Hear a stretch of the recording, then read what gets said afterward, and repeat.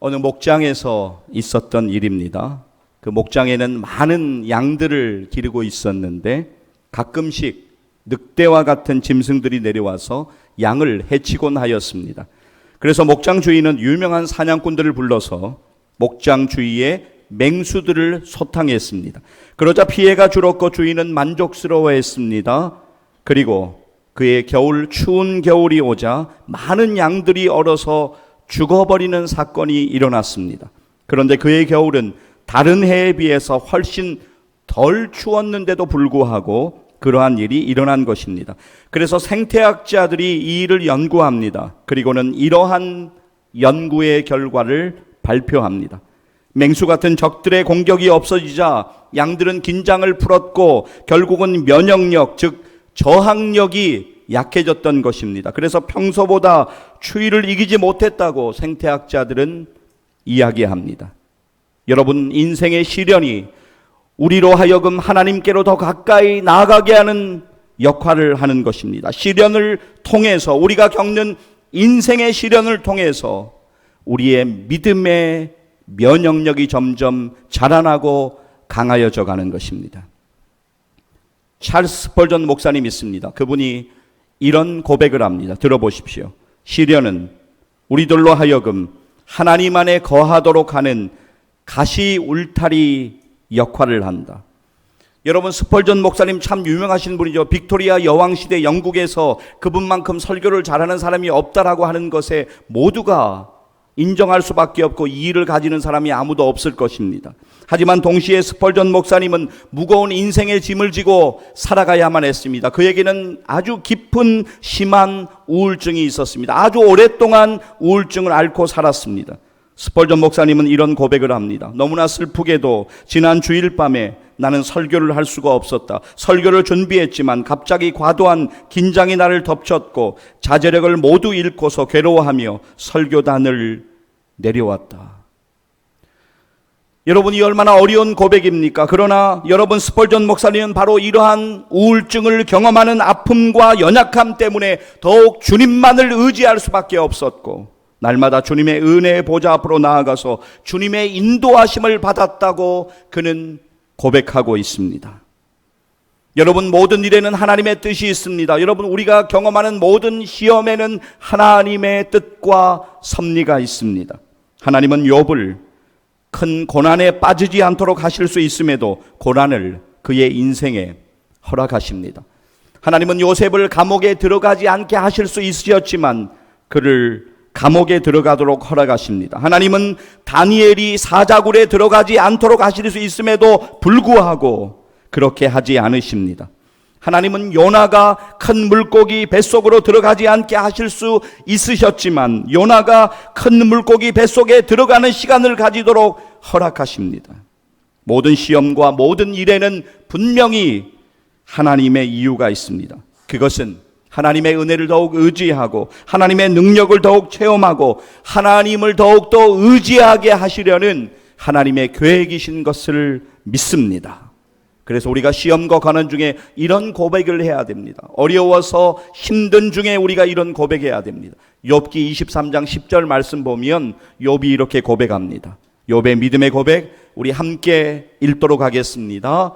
그러나 내가 가는 길을 그가 아시나니 그가 나를 단련하신 후에는 내가 순금같이 되어 나오리라. 아멘. 그러나 나의 가는 길을 오직 그가 아시나니 그가 나를 단련하신 후에는 내가 순금같이 되어 나오리라고 고백했던 욥의 고백이 우리의 고백이 되어야 합니다. 여러분, 시험은 우리가 고통의 그림자를 경험하는 동시에 하나님의 은혜를 깊이 경험하는 기회가 됩니다. 시험은 우리가 하나님의 은혜를 믿음으로 고백하는 시간이 됩니다. 그래서 야고보는 오늘 본문을 통해서 이렇게 권면합니다. 본문 2절 말씀, 야고보서 1장 2절, 이제 우리 같이 한번 읽도록 하겠습니다. 내 형제들아, 너희가 여러 가지 시험을 당하거든 온전히 기쁘게 여기라. 아멘. 여러분, 야고보서가 집필될 무렵에 초대교회 성도들 고난과 시험의 강을 건너고 있었습니다. 예수 믿는 이유로 의를 위하여 핍박당하고 있었습니다. 그러나 주님이 함께 하심을 그들이 기억하도록 야고보는 흩어져 살고 있던 그리스도인들을 향하여서 권면하는 것입니다. 내 형제들아, 너희가 여러 가지 시험을 당하거든 온전히 기쁘게 여기라. 여러분, 고린도전서 10장 13절에서 사도 바울이 이렇게 선포하지 않습니까? 우리 믿음으로 함께 읽도록 하겠습니다. 사람이 감당할 시험 밖에는 너희가 당한 것이 없나니 오직 하나님은 미쁘사 너희가 감당하지 못할 시험 당함을 허락하지 아니하시고 시험 당할 즈음에 또한 피할 길을 내사 너희로 능히 감당하게 하시느니라. 아멘. 사랑하는 여러분, 우리가 여러 종류의 시험으로 힘겨워하고 아파할 때, 힘이 다 빠진 것처럼 무기력함에 사로잡혀 있을 때, 쓰러질 때 하나님께서 감당할 힘을 주시고 은혜를 주시고 우리를 다시 일으켜 세워주시는 그 은혜를 믿음으로 이 아침에 붙잡으시기를 주님의 이름으로 간절히 축복합니다. 여러분, 우리 예수님은 시험 받으셨을까요? 예, 그렇습니다. 예수님도 시험 받으셨습니다. 마태복음 4장 1절 보면 성경은 이렇게 증거합니다. 그때 예수께서 성령에게 이끌리어 마귀에게 시험을 받으러 광야로 가사, 예수님께서 공생애를 시작하는 시점에 예수님은 마귀에게 시험을 받으셨는데 이 시험을 성령께서 주관하셨습니다. 다시 말해 하나님께서 허락하신 시험이었습니다. 여러분, 우리의 인생의 시험은 힘겹고 어렵지만 하나님께서는 우리가 감당할 만한 시험을 허락하시는 하나님이십니다. 그래서 시험은 인내를 만들어냅니다. 그냥 인내가 아니에요. 야, 내가 참아야지. 그것이 아니라 믿음의 인내를 만들어냅니다. 본문 3절, 야고보서 1장 3절 말씀 보십시오. 함께 읽겠습니다. 이는 너희 믿음의 시련이 인내를 만들어내는 줄 너희가 알미라. 아멘. 어제 토요일 새벽에 8월 첫날 새벽 기도에 있었습니다. 그때 우리 지체들과 함께 읽고 나눈 말씀입니다. 로마서 5장 3절 그리고 4절은 이렇게 말씀합니다. 우리 믿음으로 함께 읽습니다. 다만 이뿐 아니라 우리가 환난 중에도 즐거워하나니 이는 환난은 인내를, 인내는 연단을, 연단은 소망을 이루는 줄 알미로다. 아멘. 이제 이어서 우리의 본문 4절 말씀 우리 함께 읽도록 하겠습니다. 인내를 온전히 이루라. 이는 너희로 온전하고 구비하여 조금도 부족함이 없게 하려 함이라. 아멘. 여러분, 그렇습니다. 믿는 자의 시험과 환난에는 주님의 깊은 섭리와 인도하심이 있습니다. 주님의 함께하심을 믿을 때 우리는 환난 가운데 기뻐할 수 있습니다. 주님의 함께하심을 믿을 때 우리는 시험 중에 인내할 수 있습니다. 여러분, 시험 중에 주님의 은혜가 우리에게 필요합니다. 여러분, 그렇습니다. 오늘 제가 여러분들에게 강조드려 말씀하고 싶은 것이 바로 이것입니다. 우리 모두에게는 은혜가 필요합니다. 오늘 저와 여러분에게 가장 필요한 것은 은혜입니다. 우리의 상처난 마음과 오늘 우리들이 인생에서 경험하는 고민과 아픔을 온전히 아시는 주님, 주님께 우리는 나아가야 합니다. 이 모습 이대로 나아가서 주님의 은혜를 경험해야 합니다. 그런데 안타깝게도 많은 사람들이 가장 중요한 일을 놓친 채 시간이 흘러가고 있습니다. 어떤 분은 내가 요즘 등산에 꽂혔다고 건강할 때 등산 좀 더 다니다가 시간 되면 주님 만나시겠다고 합니다. 어떤 분은 내가 요즘 낚시에 꽂혔다고 시간 날 때 낚시 좀 더 많이 하고 나중에 주님 만나시겠다고 합니다.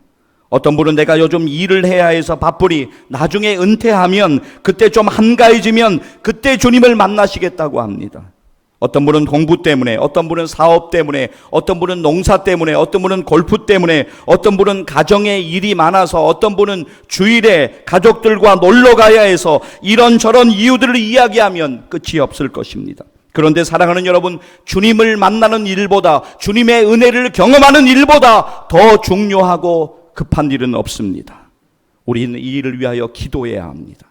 주님을 반드시 만나고 경험해야 합니다. 반드시 주님을 믿고 살아야 합니다. 여러분, 유럽 미술사에서 가장 위대한 화가로 여겨지며 특히 네덜란드 역사에서 가장 중요한 화가로 꼽히는 렘브란트, 어느 날 십자가에 달리신 예수님을 그리면서 야, 이거 길이 남을 작품 하나 만들어야 되겠다, 뭐 그런 생각을 했다고 합니다. 그런데 십자가에 매달리신 예수님 주변에 서 있는 수많은 군중을 그리다가 어느 순간에 군중의 한가운데에 서 있는 자신의 모습을 보게 됩니다. 온몸에 소름이 돋으면서 자기가 예수님을 죽인 가해자의 자리에 있다는 것을, 십자가에 못 박으라고 소리치는 사람이 바로 자신이라는 것을 발견하고 완전히 무너지는 경험을 새롭게 합니다. 이때 그는 예수 그리스도의 십자가를 온전히 믿음으로 경험했다고 고백합니다. 렘브란트의 인생은 그날 이후로 완전히 달라졌습니다. 렘브란트는 그날 이후에 예수 그리스도와 성경의 이야기만 그리는 화가가 되었습니다. 사랑하는 여러분, 우리의 인생이 변화하는 시점이 바로 여기입니다. 무수히 들었던 십자가 이야기가 아닙니다. 내가 지식적으로 알고 있었던 예수님의 십자가가 아닙니다. 2000년 전 십자가 사건 안으로 내가 들어가서 내가 그 자리에 서는 것입니다. 그 자리에서 주님을 내 영혼의 주님으로 만나야 합니다. 죄인인 나를 살리시기 위하여 십자가에서 죽으신 그 주님의 보혈의 은혜를 경험해야 합니다. 우리에게는 인생의 터닝 포인트가 반드시 필요합니다. 이 일을 위해서 우리는 기도해야 합니다. 저도 그렇고 여러분들도 그렇고 우리 모두가 그렇습니다. 여러분, 이 자리에 계신 여러분들이, 오늘 특별히 이 말씀을 듣는 여러분들이 단 한 사람도 빠짐없이 예수님을 진짜로 믿고 진정으로 믿으시기를 주님의 이름으로 간절히 축복합니다. 요한복음 14장 6절 말씀, 예수님이 이렇게 말씀하십니다. 함께 읽습니다. 예수께서 이르시되 내가 곧 길이요 진리요 생명이니 나로 말미암지 않고는 아버지께로 올 자가 없느니라. 아멘.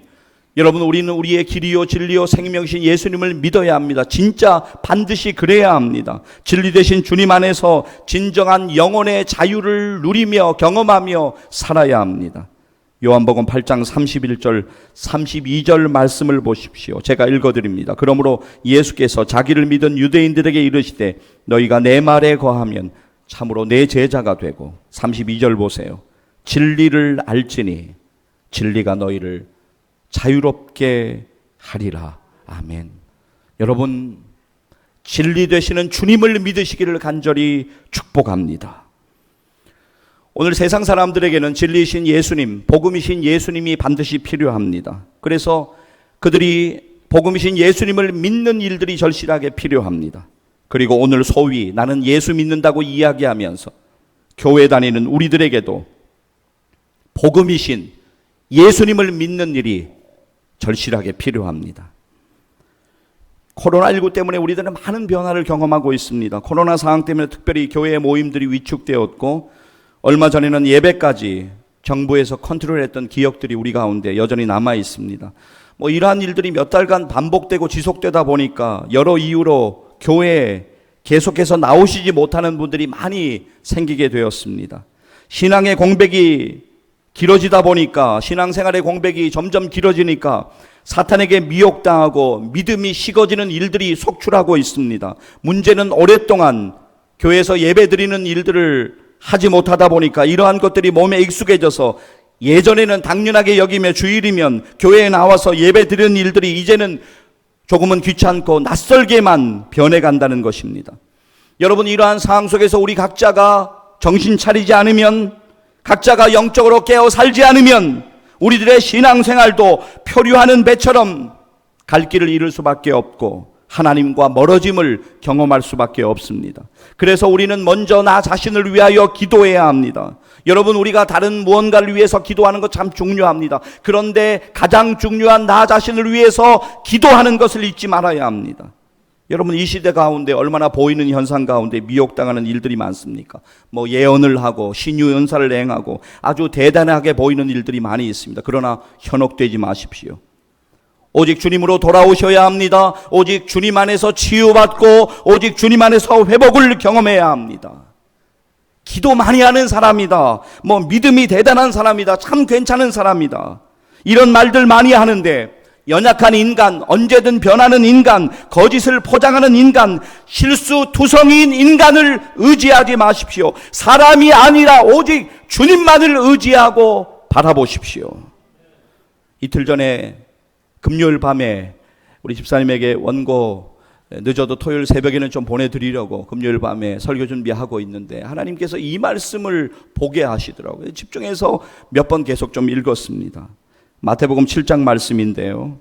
마태복음 7장 21절에서 23절에서 예수님이 이렇게 말씀하십니다. 예수님의 말씀을 여러분 좀 주목하여 들어보십시오. 제가 읽어드리겠습니다. 나더러 주여 주여 하는 자마다 다 천국에 들어갈 것이 아니요 다만 하늘에 계신 내 아버지의 뜻대로 행하는 자라야 들어가리라. 여러분 이 말씀에서 너무너무 부딪히더라고요.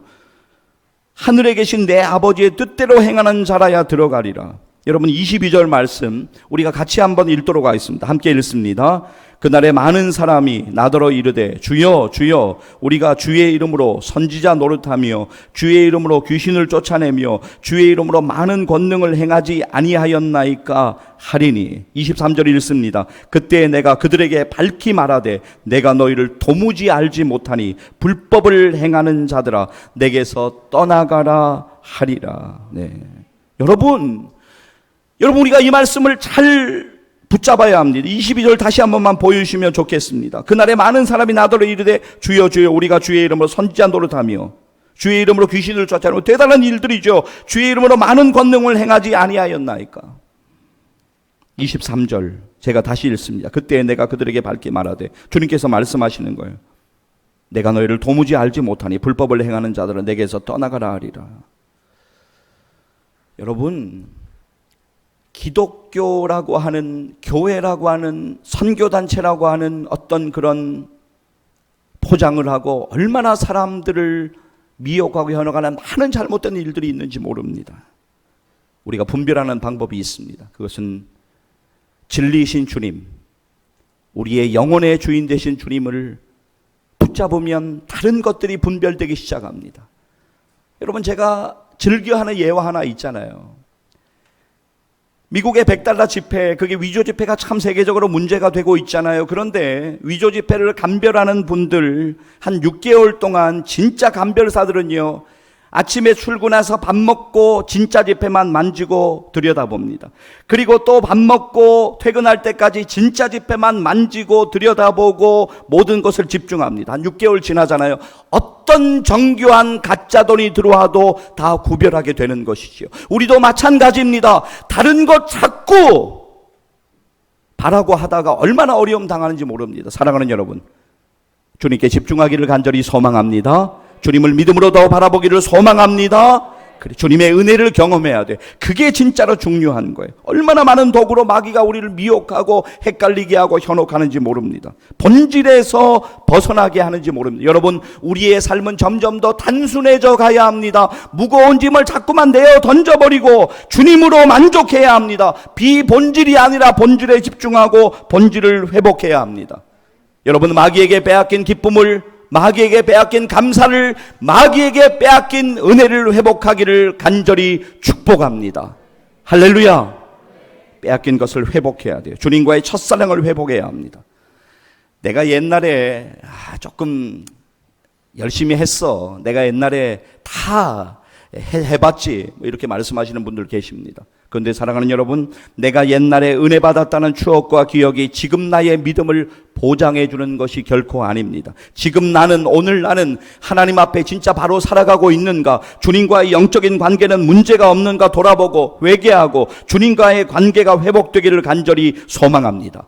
그리고 나 자신을 위해서 기도하는 것 동시에 우리들은 우리들의 가족들 그리고 자녀들의 신앙생활을 위하여 진짜 기도해야 합니다. 사랑하는 여러분, 여러분의 자녀들이 결혼을 했던 안 했던 간에, 나이가 많던 어리든 간에 남은 생에 주님 안에서 신앙생활하며 하나님께 영광 돌리는 생애를 살도록 소원하며 기도하며 권면하며 절박함을 가지고 살아가시기를 소망합니다. 오늘 코로나 상황 속에서 우리에게 필요한 건 뭔지 아세요?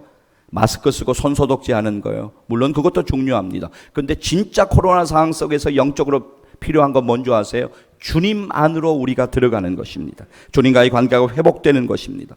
여러분, 주님과의 첫사랑을 잃어버린 채 겨우 이름만 가지고 있고 겨우 명맥만 유지하고 있던 라오디게아 교회 성도들을 향해서 주님이 하시는 말씀은 바로 오늘 주님과의 사랑이 식어진 줄도 모르고 그냥 그렇게 살아가고 있는 우리들에게 주시는 말씀입니다.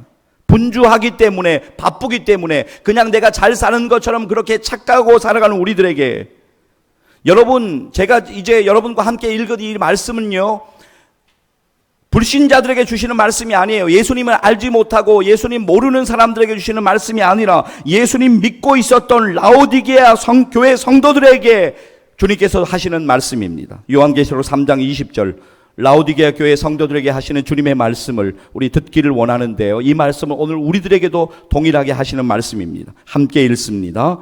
볼지어다 내가 문 밖에 서서 두드리노니 누구든지 내 음성을 듣고 문을 열면 내가 그에게로 들어가 그와 더불어 먹고 그는 나와 더불어 먹으리라. 아멘. 사랑하는 여러분, 여러분들에게 질문 좀 드리려고 합니다. 근데 여러분 질문 대답하시면서 혹 이렇게 생각 안 하셨으면 좋겠어요. 내가 교회 짬밥이 얼만데, 내 직분이 지금 있는데, 초신자도 아니고 목사님 왜 주일에 이런 질문을 해가지고 대답을 해야지, 그렇게 생각하지 마시고 우리는 기회 있을 때마다 예수 믿는 믿음을 확인하고 고백하고 증거해야 될 줄로 믿습니다. 자, 여러분 질문 이제 3가지 할 텐데요, 질문을 들으시고 아멘으로 크게 대답하시면 됩니다. 3가지 질문 준비했습니다. 첫 번째 질문입니다. 여러분은 예수 그리스도가 죄인된 여러분의 죄를 위하여 십자가에서 대신 죽으시고 죽은 지 3일 만에 부활하신 것을 믿으십니까? 두 번째 질문입니다. 여러분은 오직 예수 그리스도를 믿을 때 구원받게 되는 사실을 믿으십니까? 아멘. 세 번째 질문입니다. 코로나19가 문제가 아니라 그보다 더 복잡하고 절망적인 상황이 찾아와도 끝까지 예수 믿는 믿음 변치 않고 순교의 신앙으로 주님만 바라보며 믿음으로 살아가기를 소망하십니까? 할렐루야. 여러분 이 아멘을 잊지 않으셨으면 좋겠어요. 믿음으로 고백해야 합니다. 사랑하는 여러분, 우리가 이 땅에 사는 동안 여러 가지 많은 일들을 경험합니다. 시련이, 시험이 힘겹고 어렵지만 그래도 우리 주님이 나와 함께 하심을 기억하며 믿음으로 상황을 해석해야 합니다. 믿음으로 바라보아야 합니다. 믿음으로 일어나야 합니다. 믿음으로 승리하기를 간절히 소망합니다. 여러분 주님께 나와서 힘을 누리세요. 물론 지금 이제 우리가 코로나19 때문에 사실 지금 막 휴가철이고 그렇잖아요. 원래라면 7월 말 8월 초 8월 중순까지. 근데 우리가 잘 휴가철인지도 잘 모르겠어요. 지금 어디 가도 막 불안하니까 어디 잘 가지도 못하고 막 그런 상황이에요. 근데 여러분 그렇게 예를 들어서 멀리 휴가를 여러분들이 돈을 많이 쓰시고 한 2박 3일 3박 4일 가서 막 이제 나름 좋은 데 묵으시고 좋은 음식 먹고 쉬고 오셨다고 생각을 한번 해보자고요. 여러분 돌아오면 그 휴유증 복구하는데 며칠 가는 거 우리가 그동안 많이 경험했지 않습니까? 여러분 진정한 쉼을 주님께 나와서 좀 얻으셨으면 좋겠습니다. 마태복음 11장 28절에서 예수님 우리에게 이렇게 말씀하시잖아요. 함께 읽도록 하겠습니다. 수고하고 무거운 짐진 자들아 다 내게로 오라. 내가 너희를 쉬게 하리라. 아멘. 여러분 우리의 염려와 근심이 있습니다. 오늘 주일에도 분명히 있습니다. 주님께 맡겨야 합니다. 주님께 맡기면 주님이 돌보아 주신다고 약속하십니다. 베드로전서 5장 7절 말씀 보면 사도 베드로 이렇게 우리에게 권면합니다. 함께 읽습니다. 너희 염려를 다 주께 맡기라. 이는 그가 너희를 돌보심이라. 아멘. 여러분 염려를 주님께 맡기십시오. 그러면 주님이 돌보십니다. 그러셔야 합니다. 주님이 돌보아 주십니다. 시편 23편 4절 말씀 아까 우리 교동문에서 함께 읽었습니다마는 이 말씀은 좀 여러분들이 암송을 꼭 좀 하셨으면 좋겠어요. 시편 23편 4절 말씀 우리 믿음으로 함께 고백하며 읽도록 하겠습니다. 내가 사망의 음침한 골짜기로 다닐지라도 해를 두려워하지 않을 것은 주께서 나와 함께 하심이라. 주의 지팡이와 막대기가 나를 안위하시나이다. 아멘. 사랑하는 여러분, 오늘 말씀을 듣는 모든 여러분, 진짜 어려운 순간에, 그냥 우리가 웬만한 어려움들 말고요, 진짜 인생의 어려운 순간에 그때 주님 의지하고 주님만 바라보기를 간절히 소망합니다. 여러분 북한에 gat혀 있다가 풀려난 목사님 계십니다. 이름이 임현수 목사님인데 여러분 이름 아마 들어보셨을 거예요. 이분이 무려 150차례 북한을 방문하고 사역하던 중에 체포되어 가지고 사형을 언도받고 억류되었다가 풀려나십니다. 임현수 목사님이 북한에 붙잡혀 있던 기간이 정확하게 949일이었다고 합니다. 근데 참 억울하게 고난을 당했습니다. 그분이 책에서 이런 고백을 합니다. 한번 들어보세요. 내가 받은 고난이 아무리 억울하고 모순되어도 예수님의 고난과는 비교조차 할 수 없었기에 그분을 생각하면서 오래 참을 수 있었다. 고난은 하나님의 거룩한 섭리다. 이렇게 고백을 합니다. 근데 여러분 입장을 바꿔서 생각을 해보면 이런 고백을 어떻게 할 수 있을까? 참 힘든 고백입니다. 여러분 150여 차례 북한을 오가면서 그동안 이면수 목사님이, 그리고 이면수 목사님이 담임으로 섬기던 그 교회에서 얼마나 많은 희생을 했는지 모릅니다. 얼마나 북한의 어려운 일들 돕기 위해서 희생하고 헌금하고 노력하고 애쓰고 했는지 모릅니다. 그렇게 도왔는데, 아니 배신을 해도 이런 배신을 하고 진짜 억울하게 3년형 5년형도 아니고 사형을 언도하고 그런 상황 속에서 하는 고백이니 얼마나 귀한 고백입니까? 그러면서 그분이 성경 말씀을 좀 인용하십니다. 두 편 인용하는데요. 들어보십시오. 먼저 시편 119편 67절 말씀입니다. 고난당하기 전에는 내가 그릇 행하였더니 이제는 주의 말씀을 지키나이다. 북한에 949일 동안 그렇게 억울하게 갇혀있기 전에는 이 말씀이 잘 와닿지가 않았대요. 그런데 고난을 당해보니까 이 말씀이 무슨 말씀인지 경험이 되더래요. 이어서 시편 119편 71절도 목사님께서 인용하여 말씀을 하시더라고요. 이 말씀 우리가 같이 한번 읽었으면 좋겠습니다. 함께 읽겠습니다. 고난당한 것이 내게 유익이라. 이로 말미암아 내가 주의 율례들을 배우게 되었나이다. 아멘. 이런 고백이 우리에게도 좀 나왔으면 좋겠습니다. 여러분, 제가 이면수 목사님 책을 읽는 가운데요, 이면수 목사님의 이 고백의 부분이 참 마음에 막 꽂혔습니다. 와닿았습니다. 야, 이거 어떤 일을 이렇게 고백을 할 수가 있는가? 들어보세요. 목사님의 고백입니다. 매 순간이 여호와 일의 시간이었다. 북한에 갇힌 949일 동안 내게는 주님밖에 없었다. 제가 다시 한번 읽어드리고 싶습니다. 북한에 갇힌 949일 동안 내게는 주님밖에 없었다. 여러분, 우리가 좀 이런 고백을 좀 했으면 좋겠습니다. 믿음으로 이런 고백하기를 간절히 소망합니다. 이렇게 고백하기를 원합니다. 내가 시험당하고 내가 고난당하는 동안 내게는 주님밖에 없었습니다. 여러분, 이 화면을 보면서 같이 한번 읽었으면 좋겠어요. 제가 물론 적어오긴 했는데요, 이 고백이 우리의 고백이 좀 되었으면 좋겠어요. 그리고 시간이 흐른 다음에 우리의 고난의 시간을, 시험의 시간을 좀 돌아보니까, 야, 그때 진짜 주님이 도와주시고 함께 하셨다라고 하는 것을 고백했으면 좋겠습니다. 우리 같이 한번 읽도록 하겠습니다. 내가 시험당하고 내가 고난당하는 동안 내게는 주님밖에 없었습니다. 할렐루야. 장석주 시인의 대추 한 알이라고 하는 시 있습니다. 제가 참 좋아하는 시입니다. 이 시 읽어드리고 말씀을 좀 맺으려고 합니다. 적의 저절로 붉어질 리는 없다. 저 안에 태풍 몇 개, 저 안에 천둥 몇 개, 저 안에 벼락 몇 개, 적의 저 혼자 둥그러질 리는 없다. 저 안에 무설이 내리는 몇 밤, 저 안에 땡볕 두어 달, 저 안에 초승달 몇 날. 사랑하는 여러분, 대추 한 알이 연그는데도 많은 과정들이, 시간이 필요하듯이 우리의 인생이 믿음으로 성장해 나가는데도 많은 시험과 어려움이 우리 앞에 있습니다. 그러나 그 시련을 통하여서 우리는 주님 앞으로 더욱더 가까이 나아가서 주님의 은혜만을 구하게 되고 주님의 도움만을 구하게 되고 주님의 놀라운 은혜를 경험하며 우리의 믿음이 자라가는 것입니다. 시험과 고난의 날에 주님만 바라보고 주님만 의지하십시오. 저는 사랑하는 여러분들의 남은 생애의 시간 무엇보다도 믿음으로 주님만 바라보고 믿음으로 살아가시기를 주님의 이름으로 간절히 축원합니다. 기도하시겠습니다.